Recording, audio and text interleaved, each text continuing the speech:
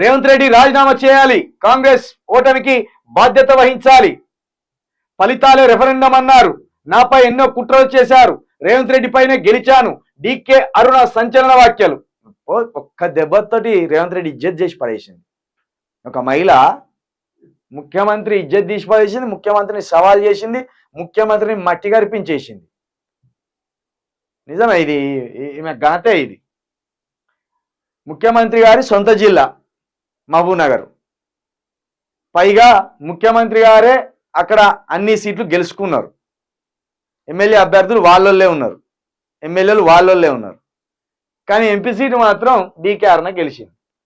రేవంత్ రెడ్డిని తల కిందికి వేసుకునేటట్టు చేసింది ఒక మహిళ. ఇదే ఒక సిగ్గుపోయే విషయం. అంటే మల్కాజ్గిరి రేవంత్ రెడ్డి సొంత సీట్. అది గతంలో ఎంపీగా అక్కడి గెలిచింది, మొన్నటి వరకు కూడా ఎంపీగా కొనసాగిండే. ఆ సీట్ను కూడా బీజేపీ కైవసం చేసుకునేది. 2 చోట్ల పరువు పోయింది.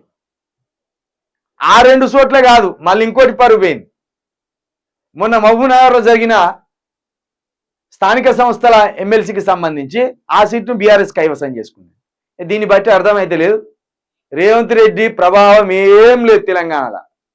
ఏదో కాంగ్రెస్ గాలితోటి ఎమ్మెల్యేలు గెలిచిండు, ఆ గాలిలో రేవంత్ రెడ్డి కూడా గెలిచిండు. ఆ గెలిచిన గాలిలో రేవంత్ రెడ్డి మాత్రమే ఏది చెప్తా చేయగలడని సోనియా గాంధీ రేవంత్ రెడ్డి ముఖ్యమంత్రి చేసింది. అంతకు మించి ఏం లేదు. కాబట్టి ఇప్పుడు రేవంత్ రెడ్డి గారు డీకే అరుణ గారు ఏమంటాను, రాజీనామా ఎప్పుడు చేస్తావు అని అంటాను. మరి రాజీనామా చేసే దమ్ముందా? డీకే అరుణ సవాల్కి కౌంటర్ ఇయ్యగలవా? లేకపోతే గట్టిన తల కింద వేసుకొని చూసిస్తున్నట్టు వెళ్ళిపోతావా? అది ఇక మీకే వదిలేస్తున్నాను. ఎందుకంటే మీదంతా సినిమా డైలాగులు కదా. పేగులు జీయేస్తా, మెడలో వేసుకుంటా, ముందర పెట్టి తొక్కుతా, కాకి కాల్చి పడేస్తా, ఈ సినిమా డైలాగులు ఉంటాయి కదా ఎక్కువ.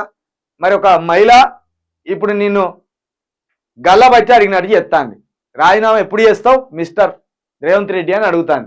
దానికి మరి రాజీనామా చేస్తావా, గట్టినే వెళ్ళిపోతావా, నీ ఇష్టం.